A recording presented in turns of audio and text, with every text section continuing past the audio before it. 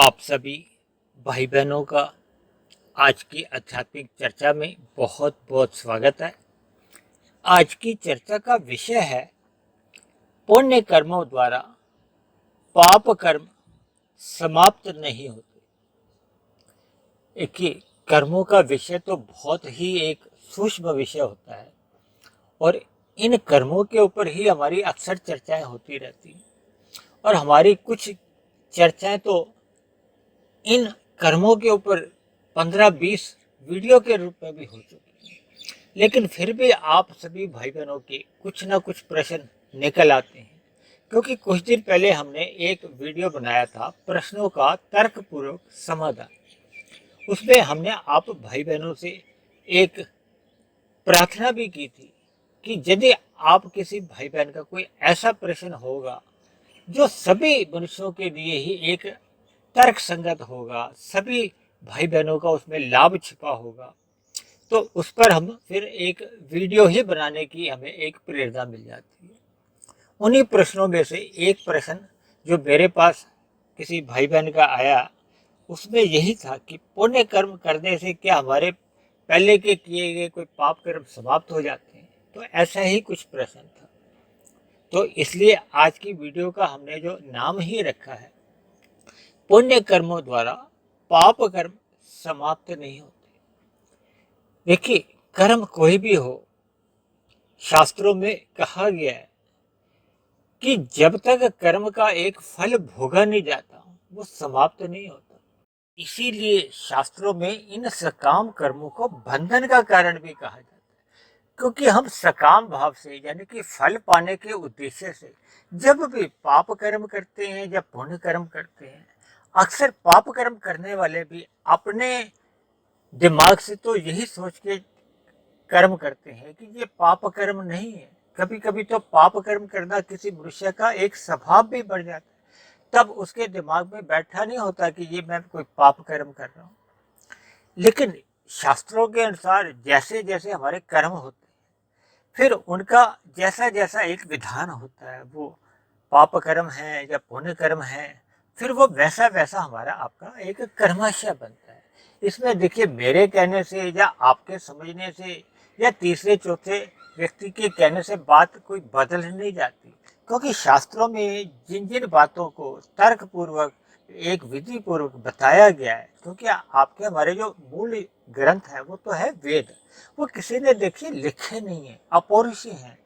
वो सृष्टि के आरंभ में ही परमात्मा द्वारा एक सृष्टि की एक रचना एक सुचारू रूप से चले, सभी जीवों का उसमें कल्याण हो, इसके लिए वो अनादिकाल से ऐसे वेदों में कुछ करो ये मत करो यानी कि विधि निषेध का एक प्रावधान है। जैसे देखिए, हम देखते हैं कि किसी संस्था में भी या एक देश में सरकारें चलती हैं, अलग अलग देशों की सरकारें हैं, सब में कुछ संविधान बने होते हैं, नियम कायदे बने होते हैं।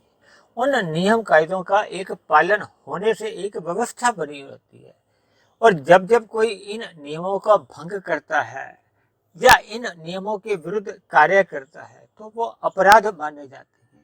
तब उसी देश की जो जो न्यायालय बनी होती है, उनमें उनको उन किए गए अपराधों का फिर उनका दंड दिया जाता है। इसी तरह शास्त्रों में भी देखिए, विधि विधान ये निषेध बताए गए कि ये करो ये मत करो। देखिए, हम जब परीक्षा में भी कुछ लिखने जाते हैं तो उसके हमें नंबर मिलते हैं। इसी तरह हम आप दिन प्रतिदिन जैसे जैसे कर्म करते हैं, उन कर्मों का जब अन्य जीवों पर देखिए अनुकूल प्रभाव पड़ता है या प्रतिकूल प्रभाव पड़ता है, तो अगर हमारा अन्य जीवों पे कोई अनुकूल प्रभाव पड़ता है तो फिर वो ऐसे सभी कर्म पुण्य कर्म की श्रेणी में आ जाते हैं, और जब जब अन्य जीवों पे कोई प्रतिकूल प्रभाव पड़ता है तो ऐसे सभी कर्म हमारे पाप श्रेणी में आ जाते हैं। हालांकि ये कर्मों की परिभाषा एक बहुत ही सूक्ष्म विषय होता है, लेकिन फिर भी एक साधारण मनुष्य इतनी बात से तो परिचित रहता है कि मनुष्य जैसा कर्म करता है वैसा ही उसको फल भोगना पड़ता है। कहा जाता है ना, जैसी करनी वैसी भरनी। लेकिन फिर भी देखिए, परमात्मा क्योंकि सभी जीवों के ऊपर एक परम सत्ता है, परमात्मा सर्वशक्तिशाली है, परमात्मा न्यायकारी है, परमात्मा किसी के साथ भी किसी भी प्रकार का पक्षपात नहीं रखते। और परमात्मा का अंतिम लक्ष्य तो यही होता है कि सभी जीवों को सुख मिले। अब सभी जीवों को जब सुख मिले तो फिर ये एक कर्मफल सिद्धांत होने तो आवश्यक है। इसी कर्मफल सिद्धांत की अपेक्षा से ही देखिए, मनुष्य योनि में हम सभी मनुष्यों को कर्म करने की एक स्वतंत्रता प्रदान की है कि हम पाप कर्म भी कर सकते हैं, पुण्य कर्म भी कर सकते हैं, निष्काम कर्म भी कर सकते हैं। यदि आपको हमें ये स्वतंत्रता ही नहीं होगी तो फिर ये कर्मफल सिद्धांत अपने आप में कुछ मायने नहीं रखते, कोई अर्थ नहीं रखते। यानी कि अगर कर्मफल सिद्धांत बने हुए हैं तो इसका मतलब हमें आपको एक स्वतंत्रता है, अन्यथा फिर हम एक कठपुतली के समान परमात्मा की इच्छा अनुसार ही कर्म करने को एक बाध्य हो जाते। तो फिर ये कर्मफल सिद्धांत अपने आप में एक अर्थहीन है।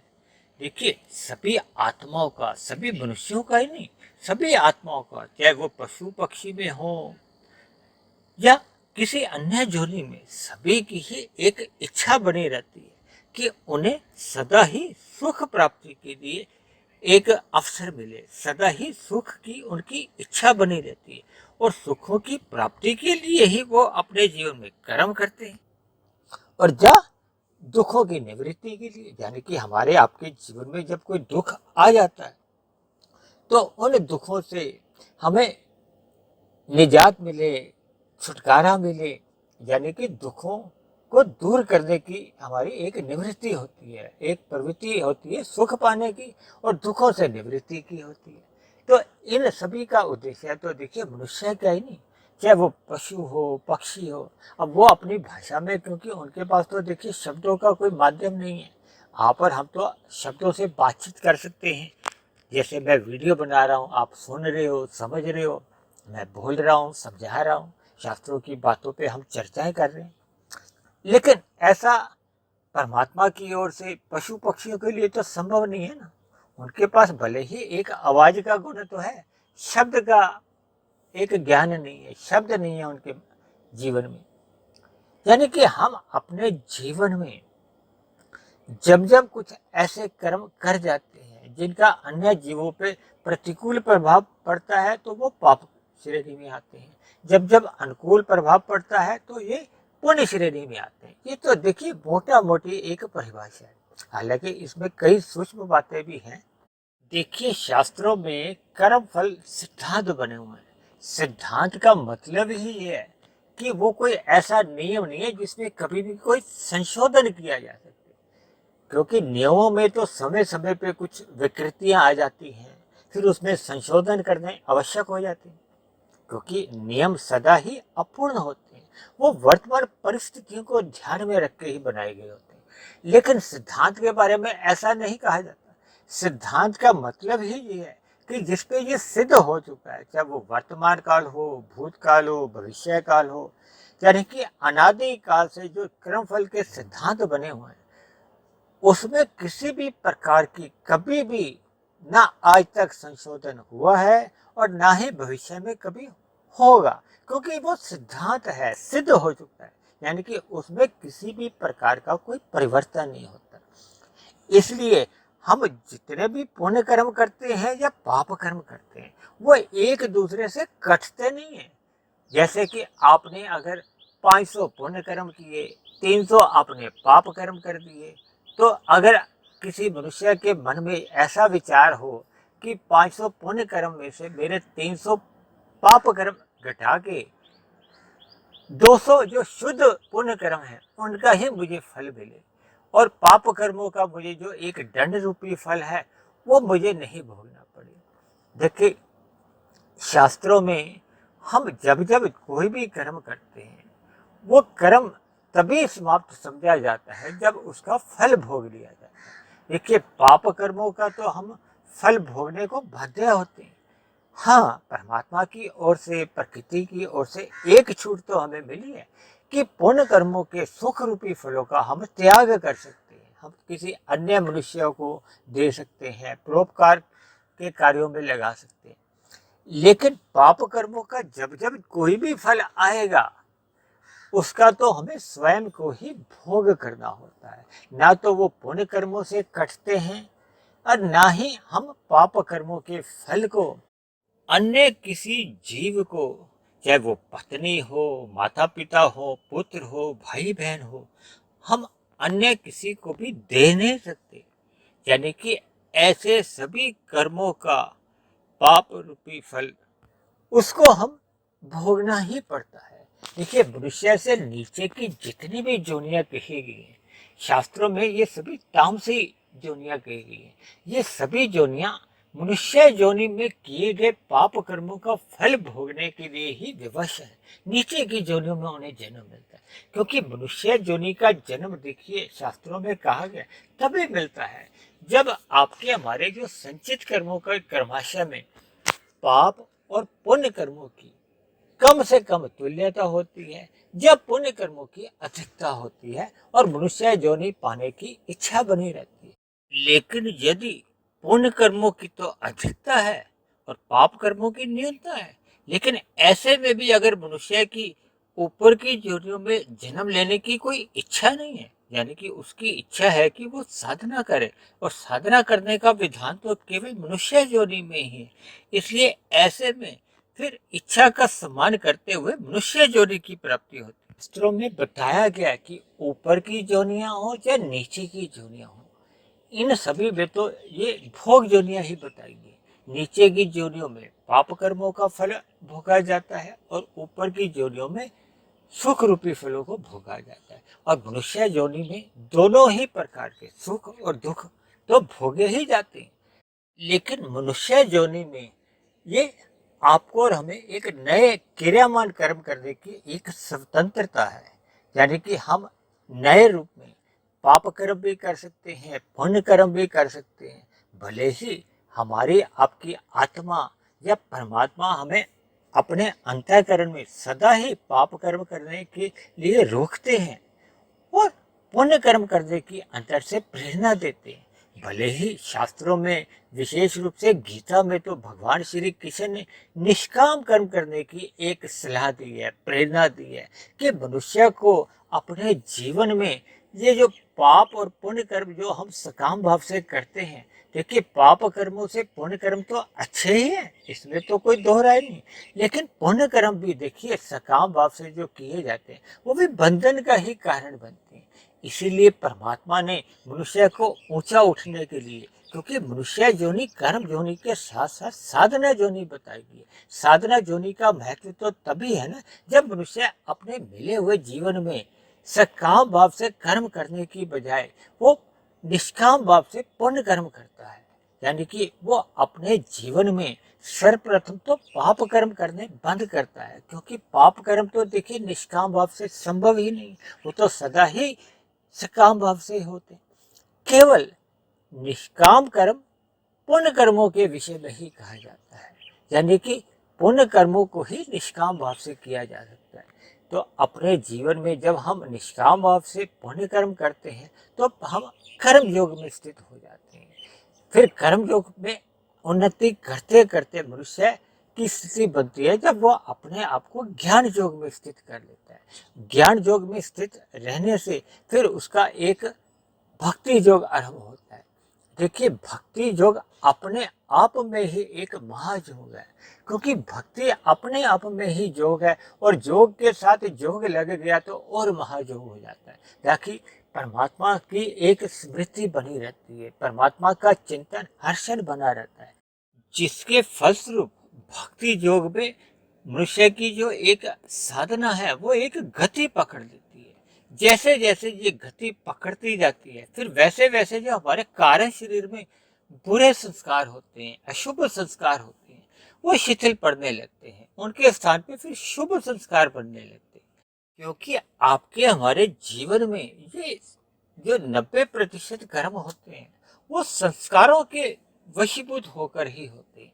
यदि शुभ संस्कार होते हैं तो हम पुण्य कर्मों में लग जाते हैं, निष्काम कर्मों में लग जाते हैं। यदि अंदर हमारे बुरे संस्कार बने होते हैं तो फिर हमारे सूक्ष्म शरीर में यानी मन बुद्धि में फिर वो बार बार वो बुरे फुर्ने जगते रहते हैं। वो फिर हमारे स्थूल शरीर को प्रेरित करते हैं, बाध्य भी कर देते हैं। यदि बुरे संस्कार बहुत ही एक वेग में आते हैं तो फिर वो कभी कभी एक अपराध भी करवा जाते हैं। ये जो समाज में आप बलात्कार जैसे जो अपराध सुनने में आते हैं ना, ये संस्कारों के इसके वशीभूत इतने अधिक तेज आते हैं ये संस्कार कि वो सभी परिस्थितियों को लांघते हुए वो अपराध कर जाते हैं, यानी कि एक जघन्य अपराध कर जाते हैं। इसलिए आपके हमारे जीवन में जितना अधिक सत्संग होता है तो फिर ये बुरे संस्कार कमजोर पड़ने लगते हैं, उनके स्थान पे फिर शुभ संस्कार बनने लगते हैं। देखिए, मनुष्य जोनि आपको और हमें केवल कर्मों को भोगने के लिए नहीं, अपने संस्कारों में एक परिवर्तन लाने के लिए मिली है। परिवर्तन क्या है कि हमारे पुराने जन्मों की मनुष्य योनि में जैसे जैसे बुरे संस्कार बने होते हैं, ये वर्तमान मनुष्य योनि में हम उन बुरे संस्कारों को समाप्त कर सकते हैं। जैसे जैसे बुरे संस्कार समाप्त होते जाते हैं तो आपके हमारे जीवन में फिर आध्यात्मिक उन्नति होती है, क्योंकि ये शुभ संस्कार जब नए रूप में आते हैं तो फिर वो शुभ कार्यों को करने की हमें प्रेरणा देते हैं, जिसके फलस्वरूप क्या होता है कि हमारे प्रारब्ध रूप में जो पाप कर्मों का भी फल आया होता है ना, उन पाप कर्मों के फल को भी ये कमजोर करने लगते हैं। देखिए, प्रारब्ध के जो पाप और पुण्य कर्मों के जो है उसको मात्रा रूप में तो समाप्त नहीं किया जा सकता। इस बात को आप एक उदाहरण से भी समझ सकते हो कि यदि पाप कर्मों का फल जैसे एक गिलास पानी में 2 चम्मच नमक के समान है, अब 2 चम्मच नमक को तो कम नहीं किया जा सकता, यानी कि पाप कर्मों का जो दुख रूपी फल है उसको तो समाप्त नहीं किया जा सकता। ये जो लोग जन्म पत्रियां लेकर जो इधर उधर घूमते हैं ना, ये ऐसा केवल अज्ञानतावशी होता है, क्योंकि पाप कर्मों के फल को आप कमजोर कर सकते हो। उसका एक विधान है। विधान ऐसे है, देखिए, कि आप नए पुरुषार्थ द्वारा, नए शुभ कर्मों द्वारा, देखिए नए शुभ कर्म क्या है, उसका सुख रूपी फल है। जैसे हम उस गिलास में जो 2 चम्मच नमक था, उसमें अगर हम नए शुभ कार्यों द्वारा 10 चम्मच शहद डाल देते हैं तो जो पहले का जो नमक है 2 चम्मच, उसको तो हमने समाप्त नहीं किया वो, लेकिन उसके प्रभाव को हम कमजोर कर सकते हैं। यानी कि पाप कर्मों के प्रभाव को केवल कमजोर किया जा सकता, मात्रा रूप में कहीं भी कम नहीं किया जा सकता और कमजोर भी नहीं, लेकिन उसके प्रभाव को, क्योंकि जब शहद अधिक ढलता जाएगा तो फिर जो पहले का निश्चित मात्रा में जो 2 चम्मच नमक था उसका प्रभाव फिर कम होता जाएगा। इसी तरह यदि और अधिक शहद डलता जाता है तो एक ऐसी सीमा भी आ जाएगी कि जब वो नमक का प्रभाव या असर वो बिल्कुल ही समाप्त हो जाएगा। इसलिए हमें अपने मिले हुए जीवन में पाप कर्मों से तो सदा ही बचना चाहिए, और ये तभी संभव हो पाता है जब मनुष्य सतोगुण में अपने आप को स्थित कर लेता है। सतोगुण में स्थित होने पे फिर वो रजोगुण और तमोगुण की स्थितियां थोड़ी दूर पड़ जाती, क्योंकि तमोगुण को 1 कहा जाता है, रजोगुण को 10 और सतोगुण को 100 की स्थिति कही जाती है। जब मनुष्य सतोगुण में स्थित अपने आप को कर लेता है तो उसका लक्ष्य तो विशुद्ध सतोगुण होता है, परमात्मा को पाने का होता है। इसलिए आप सभी भाई बहनों से मेरी एक विनती है कि मिले हुए वर्तमान जीवन में, देखिए, पहले के पाप कर्मों को तो हम केवल एक प्रभावहीन कर सकते हैं, वो भी नए शुभ कार्यों द्वारा, भक्ति मार्ग पर चलते हुए, ज्ञान मार्ग पर चलते हुए, कर्म मार्ग पर चलते हुए। और क्योंकि भक्ति मार्ग पर हमारे बुरे संस्कार अधिक जल्दी समाप्त होते जाते, इसलिए हम सभी भाई बहनों को परमात्मा की सम्मुखता बनाए रखना होगा। और इन भौतिक भोगों के जो 5 हमारे भोग्य विषय हैं, गंध, रस, रूप, स्पर्श और शब्द, इनसे हमें वैराग्य लेना होगा। ये तभी संभव होता है जब हम अपने जीवन में निरंतर सत्संग करते रहते हैं। अक्सर ऐसा देखा जाता है कि मनुष्य सत्संग करता तो है, और वो भी मनुष्य बेमन से करता है। यदि श्रद्धा पूर्वक सत्संग भी करता है, तो उसमें अगर निरंतर उसका अभ्यास नहीं बना होता, तो फिर जब हम संसार में लौटते हैं, रजोगुण में रहते हैं, तो रजोगुण के पास में ही तमोगुण होता है। तो फिर वो पहले का जो समय का जो हमने सत्संग किया होता है, वो कमजोर पड़ने लगता है, उसका प्रभाव खत्म होने लगता है। तो फिर आपके हमारे जीवन में कोई आध्यात्मिक उन्नति हो नहीं पाती। इसलिए मेरी आप सभी भाई बहनों से विनती है कि जीवन का जो मिला हुआ समय है, वो सदा ही सत्संग में लगाना चाहिए, ताकि परमात्मा से सदा प्रीति बनी रहे, परमात्मा का चिंतन सदा हमारी स्मृति में बना रहे, ताकि हमारे द्वारा होने वाले जितने भी क्रियामान कर्म है, वो निष्काम भाव से हो, वो कर्तव्य समझकर हो, और परमात्मा की सम्मुखता बने रहने से फिर एक दिन ऐसी स्थिति बन जाती है कि हमारे कार्य शरीर में जितने भी जो बुरे संस्कार होते हैं, वो समाप्त हो जाते हैं, दग्ध बीज हो जाते हैं। तब ऐसी स्थिति में देखिए, जब संस्कार हमारे दग्ध बीज हो जाते हैं, तब हमारा पाप कर्मों का कर्माशय भी वो अपना फल नहीं दे पाता, क्योंकि कर्मों का जो पाप और पुण्य कर्मों का जो सुख दुख रूपी फल है, वो तभी समझा जाता है जब हमारे अंदर कारण शरीर में संस्कार बने होते हैं। जैसे ही ये बुरे संस्कार दग्ध बीज हो जाते हैं, तो फिर मनुष्य की एक स्थिति मायातीत की बनने लगती है, यानी कि उसका कारण शरीर भी समाप्त हो जाता है। फिर एक स्थिति ऐसे आती है कि स्थूल शरीर की समाप्ति पे, क्योंकि देखिए स्थूल शरीर तो सभी के ही एक समय आने पे समाप्त होते हैं, लेकिन अक्सर क्या होता है कि आपके हमारे सूक्ष्म और कारण शरीर में जैसे जैसे कर्माशय होता है, संस्कार होते हैं, फिर वैसे ही आगे की हमारी मरने के बाद की गतियां होती हैं। इसलिए हम सभी भाई बहनों को अपने जीवन में निरंतर सत्संग करते रहना चाहिए, क्योंकि अक्सर ऐसा देखा जाता है कि सत्संग के अभाव में मनुष्य का कुसंग तो सहज ही होने लगता है। आप सभी भाई बहन भी इस बात से तो परिचित ही हैं। जब जब हम सत्संग करते हैं या सतोगुणी साहित्य पढ़ते हैं, या इसी प्रकार से हम सतोगुण में अपने आप को स्थित रखते हैं, तो मनुष्य फिर ये रजोगुण में रहते हुए या तमोगुण में रहते हुए किसी भी प्रकार से पाप कर्मों से सदा बचा रहता है।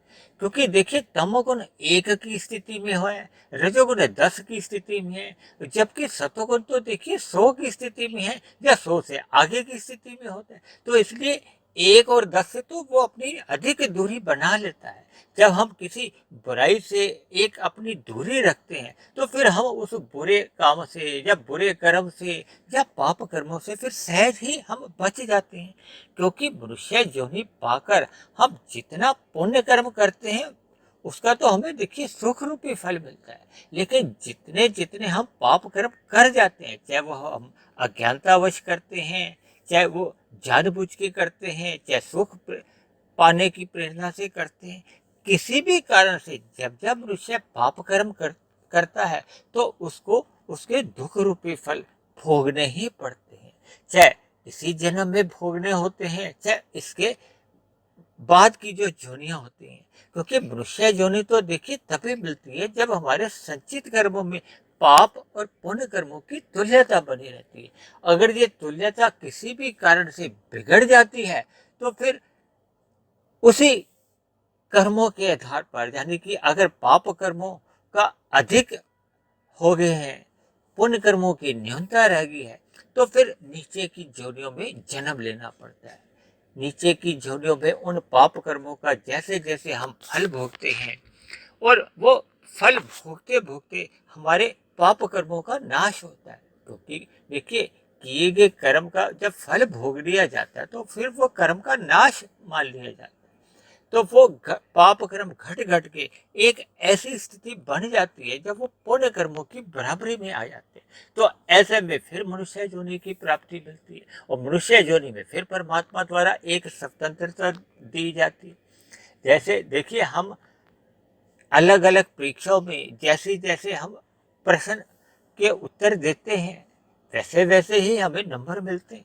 इसी तरह हम जैसे जैसे मनुष्य योनि में कर्म करते हैं, परमात्मा फिर वैसे वैसे ही नंबर देते हैं। हम परमात्मा से अपने पाप कर्मों को माफ करने के लिए देखिए जितनी भी भक्ति हम कर सकते हैं, लेकिन पाप कर्म अपने आप में समाप्त नहीं होते, वो प्रभावहीन तो हो सकते हैं।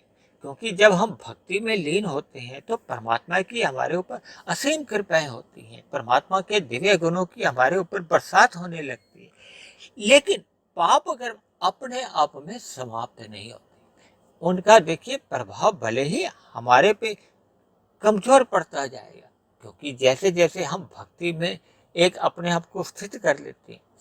कुल मिलाकर आज की चर्चा का हमारा करने का एक ही उद्देश्य है कि एक साधारण मनुष्य को पाप कर्मों से तो अवश्य ही बचना चाहिए, क्योंकि किए गए पाप कर्म ही मनुष्य की अधोगति का कारण बनते हैं। ये जो हम घरों के आसपास जितने भी ये जो जीव देखते हैं, ये भी हमारे आपके जैसे कभी मनुष्य ही थे। इनके द्वारा भी जब पाप कर्म अधिक कर दिए गए थे तो आज ये उसका फल भोग रहे।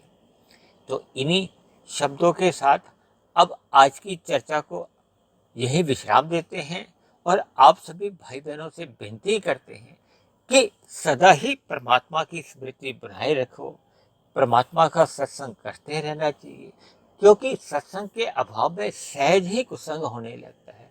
और कुसंग में कब मनुष्य से पाप कर्म होने लगते हैं, भले ही वो करना तो नहीं चाहता, लेकिन कुसंग में अक्सर पाप कर्म सहज ही होने लगते हैं।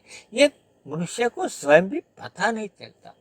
इसलिए आप सभी भाई बहनों से मेरी विनती है कि सदा सतोगुण में ही अपने आप को स्थित रखिए, रजोगुण केवल मर्यादा में रखें और तमोगुण का जो मल रूपी संग है उससे तो अवश्य ही बचे।